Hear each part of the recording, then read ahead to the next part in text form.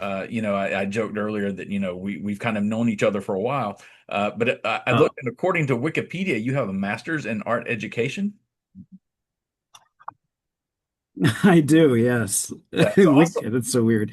Yeah, it's weird that I have a Wikipedia page, but yes, I do have a master's in art education. That's great. Um, I haven't used it yet. I guess I don't even know if I would use it anymore because my certificate to teach my, teaching certification Mhm.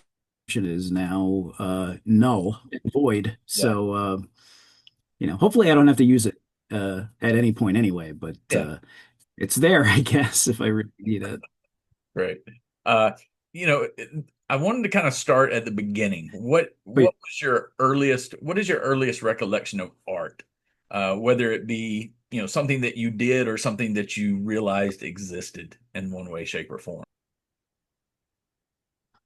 well, I mean, so I grew up in the 80s and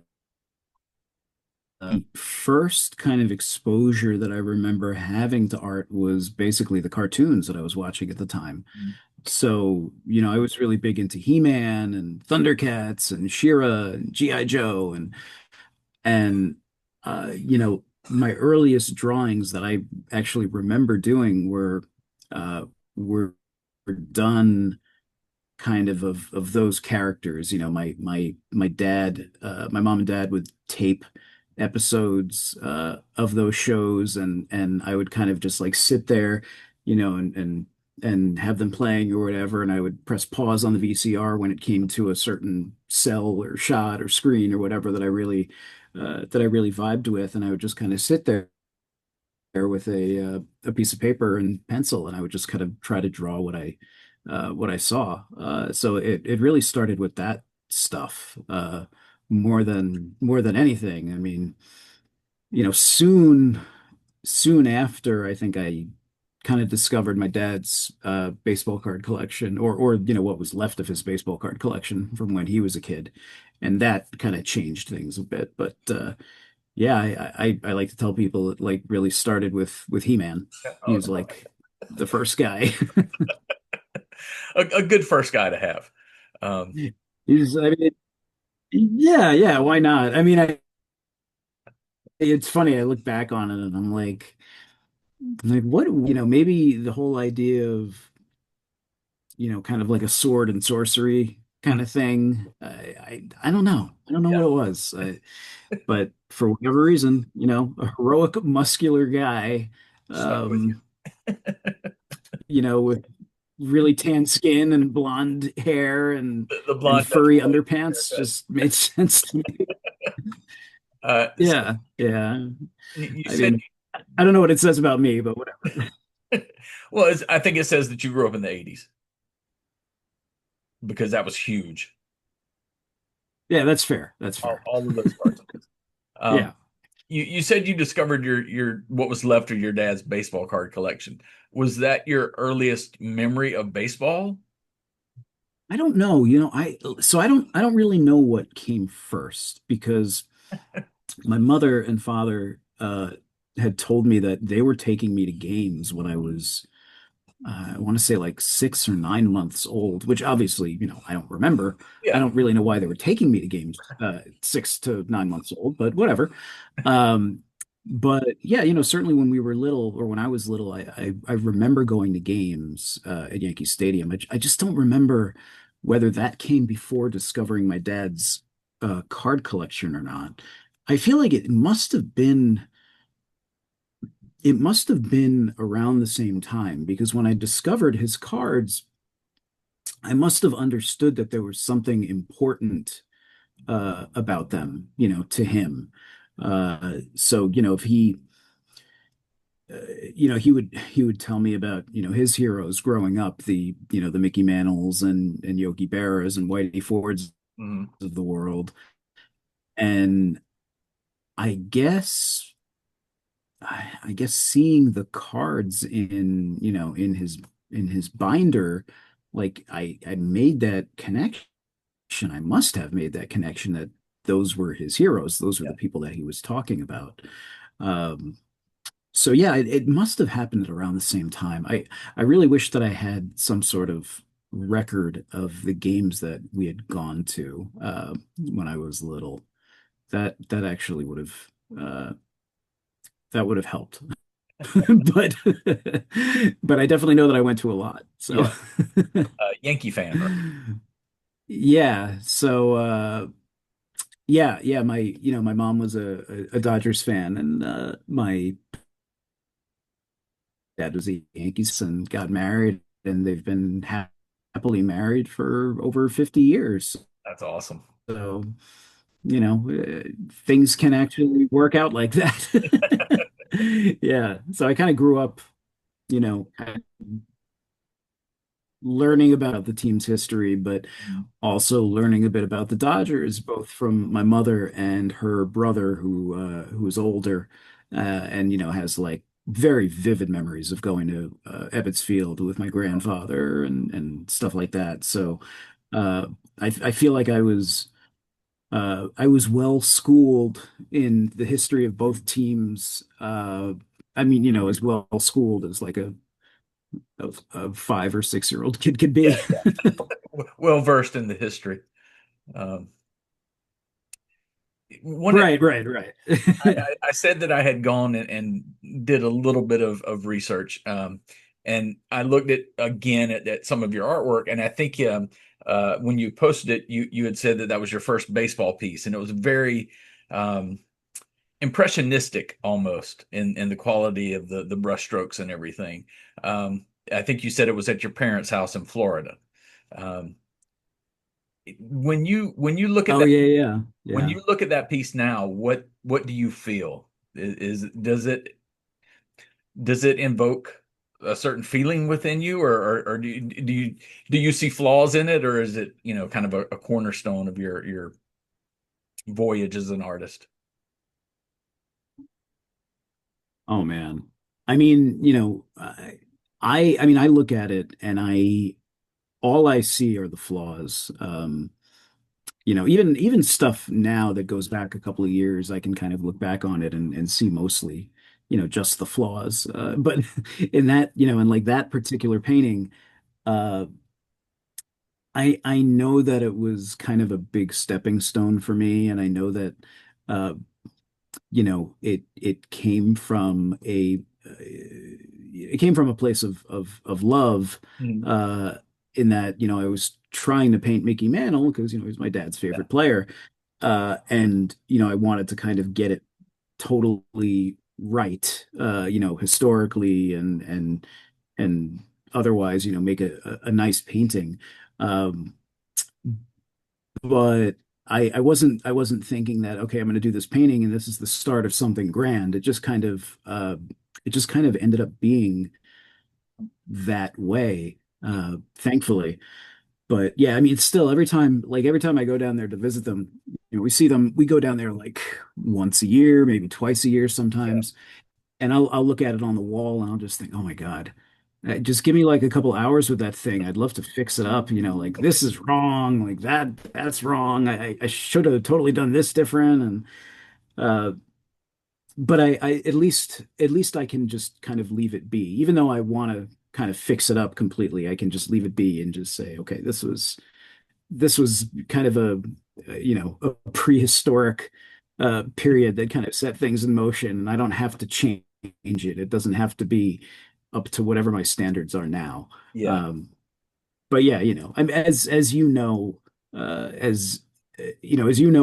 a fellow creative, it's kind of like the work is even if the work is done and you kind of get it out of your face or whatever, it might not necessarily be done, and it can always be better, yeah. after the fact, whether it's a couple of weeks after the fact or years or whatever. Um, that's, that's kind of like that's the rub of being an artist, but also being like super neurotic and OCD. Uh, Now, how it can much be, of that comes from, because I've heard you, um, I'm not sure if you've described yourself this way, but I have heard you described as a visual historian. So how much of that, when you look at a piece and you want to fix something, how much of that comes from you know, you feel you're a superior artist now than you were before, and you can hence do it better, or that you've learned something new about that day or about the color of this cap or this jersey, or you know, is it fixing an inaccuracy, or is it kind of, oh, I could paint it better now? It's both. It's both because if so, like if I've done a painting of whatever, if I've done usually it'll be a smaller painting because those are easier to kind of uh, get back if I want them, Yeah, if yeah, I want to get them back to kind of fix them up.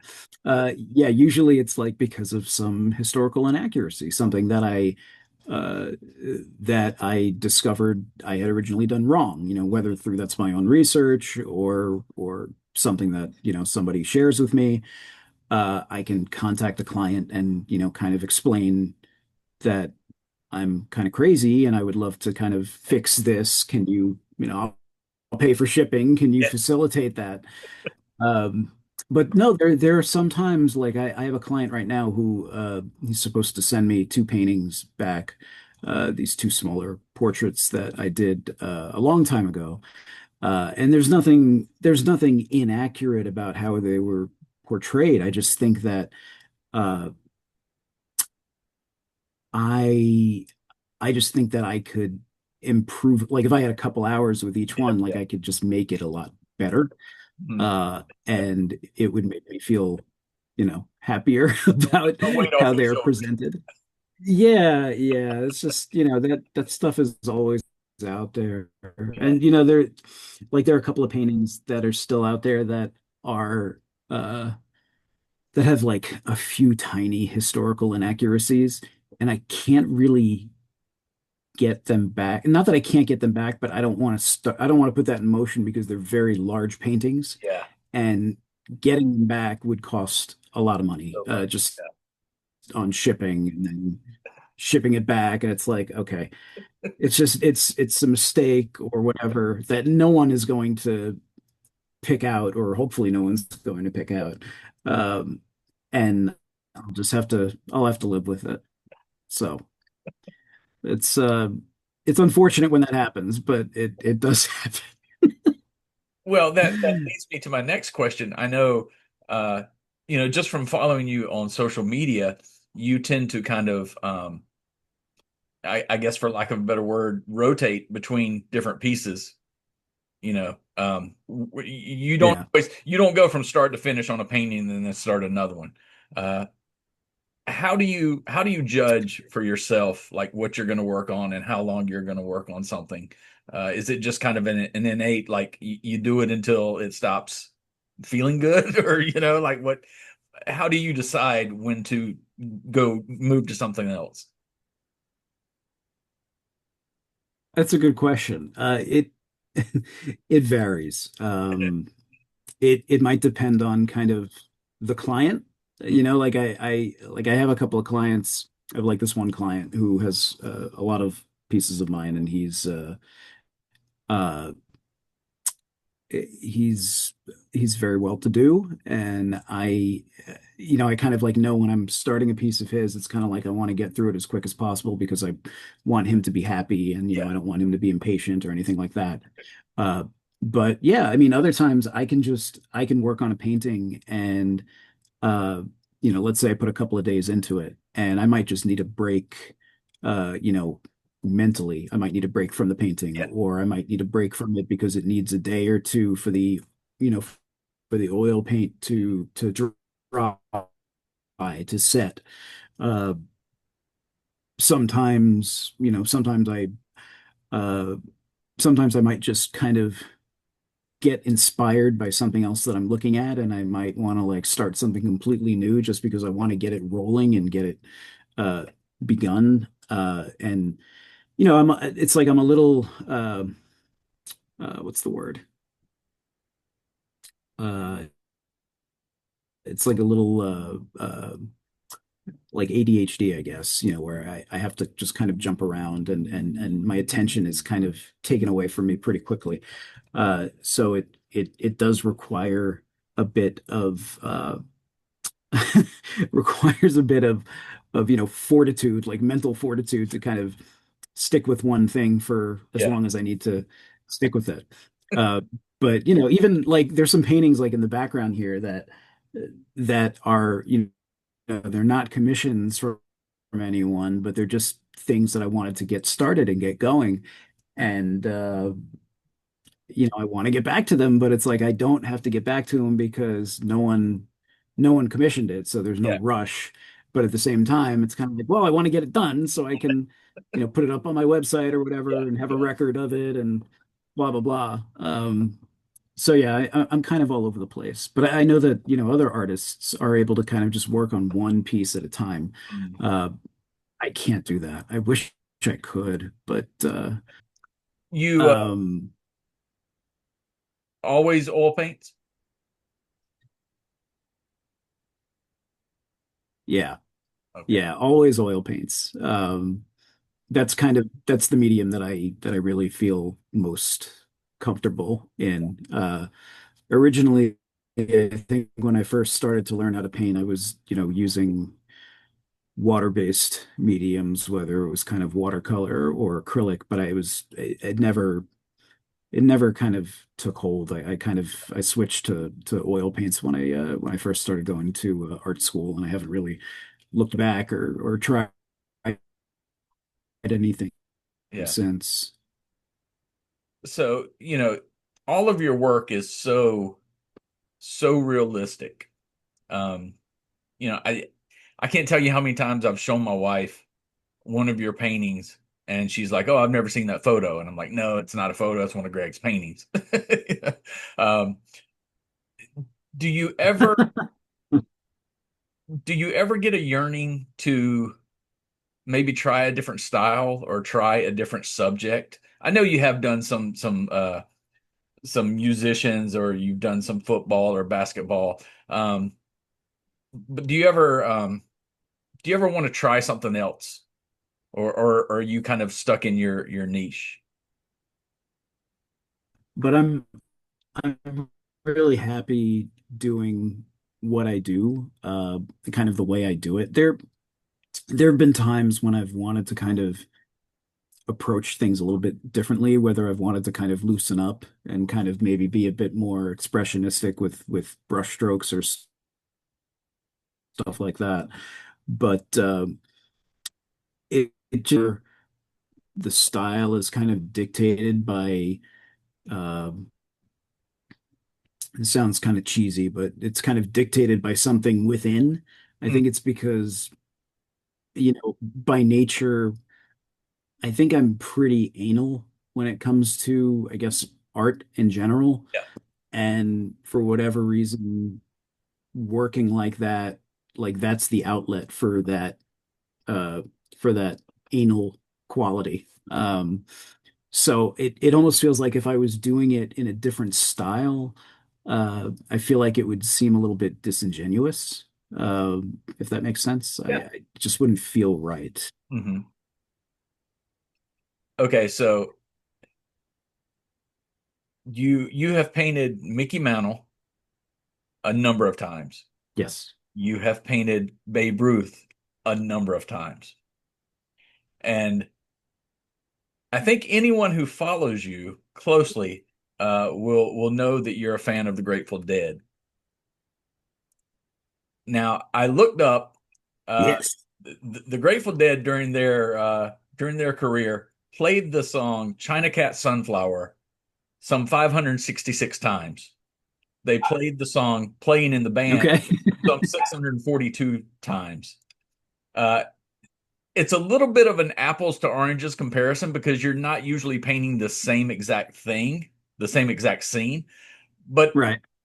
finding different photos of these players, does that allow you to kind of flex a different artistic muscle with the different settings?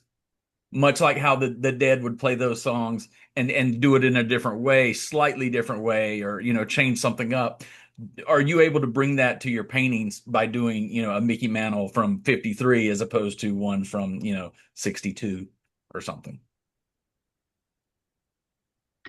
Yeah, in a way. I mean, the thing, it's like the thing with the dead, I guess, is that each year, you know, a song is going to kind of mature in some way, and that that can be how they kind of approach it. Actually, it's not even from year to year, it could be from night to night.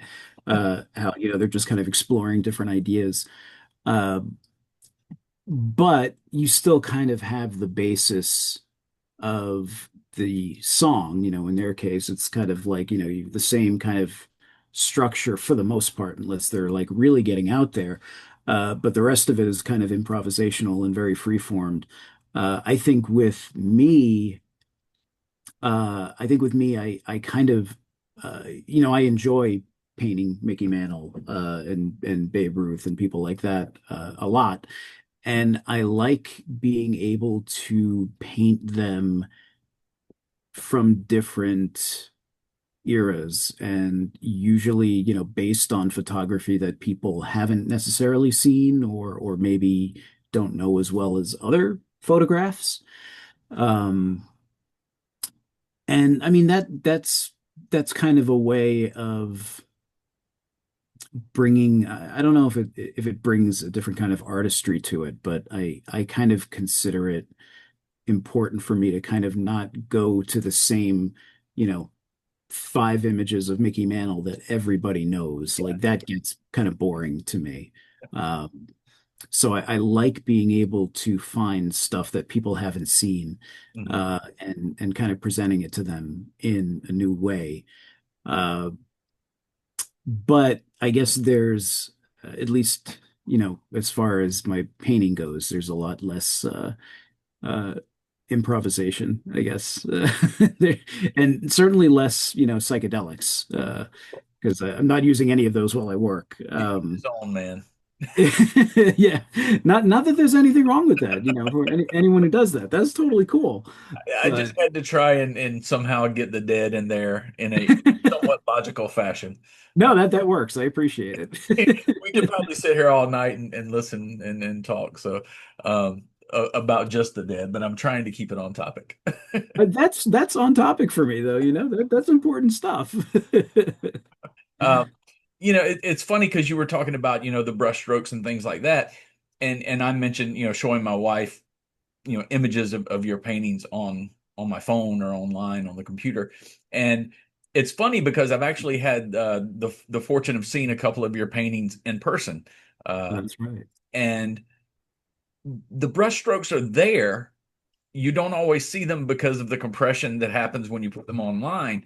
Right. But there is there, and I'm not saying that in any kind of bad way, because there's something about that artistic bent to taking this moment and making it, just totally realistic. But I mean, you have to get up close to see the brush strokes. But it's you can tell much greater in person. Yeah. Yeah. I mean, you would certainly know, better than most. It's like there's nothing like seeing artwork in person. It just doesn't compare. Or, having a book of somebody's artwork, or seeing it on a card, or seeing it on a computer screen. It doesn't compare to actually, being in the presence of the work. Um, an artist friend of mine said that, it's kind of like equating it to, like, rather seeing like a photograph of his wife or being in the presence of his wife. And it's, you put it like that, and yeah, absolutely, it makes sense. Uh, but yeah, it's different. It just has a different feeling. You can be in the presence of something, and actually physically Yeah, connect with it in the same way that the artist connects with it. yeah, It's kind of like being in front of, the Mona Lisa or something, and being 5 feet away from it, or however far they let you get from it, or yeah, however close they let you get to it, and you're like, wow, Da Vinci was also 5 feet away from this or whatever, so I'm seeing it in the way that he yeah, saw it. yeah. And that's cool. Not that I'm comparing myself to him, but that just that idea. No, Uh, it's important to know that. yeah, to circle back to a topic I said I was going to leave behind, it's kind of the difference between listening to a awesome Dead show and actually having attended said awesome Dead show, or um, Yeah. even the band, the Dead and Company, and things that are out there now. There's a difference between being there live, and being able to see it with your own two eyes, in person. Well, that you see, that's the problem because I have a bit of a detriment in the fact that I never saw the Dead live. So, or at least, I never saw them with Jerry live. So everything that I listen to, stuff from like 40 years ago, that sounds amazing to me. So I Yeah, figured yeah. if I was actually there in person, my head would explode or something like that, I'm which the is same. fine. Yeah. I was fortunate to see him, I think 12 times, Oh, um, that's awesome. before Jerry left us. And they were all, later years. They were, but there were a few moments of magic I got to witness. So, Well, that's great. I mean, the fact that you got to see them and you appreciate them on that level. uh, Uh, it's weird to say because like I feel like there aren't a ton of it's like there aren't a ton of us like them that way, but obviously there are hundreds of thousands of like rabid deadheads. I just don't know many of them. Um, we're, very, very strange. yeah, well, I think when you get older, that lifestyle isn't as it's kind of a compartmentalized part of my life now. Okay. Whereas back in the day, that was, 24/7. Yeah. Yeah, well, listen, if anything, like if nothing else, the fact that you like them enough to make that, Star Spangled Banner post every year or twice a year, it's worth it just for that. I love that thing. It's the best. Thanks, man. I always get tickled when I try to change it up a little bit, much like they would have, just to make some different references. But it's so good. I mean, again, I don't know how many of, your followers understand You that. can Maybe get it's it. like four of them or whatever, Yeah. but I feel like the ones who do get it really get a kick out of it. Hey, I definitely do. if you're gonna say that I'm posting it just for you, I'm okay with that. I'm fine. And I love it then. You know, it's funny, and I will leave the dead behind after this. Yes, I'm sorry. I'm My sorry. my my first show was in fall of '89 Oh, that's a great time to go in see them. Oh Charlotte, man. North Carolina, and to my detriment, if they had not played "Touch of Grey," I would not have known a single song that night. Fair. And what's so bad is I go back now and I listen to tapes, and it was a phenomenal show, but I didn't know any of it. That's great though. I mean, that's a great year for them. It really 89 is set us up. great, man.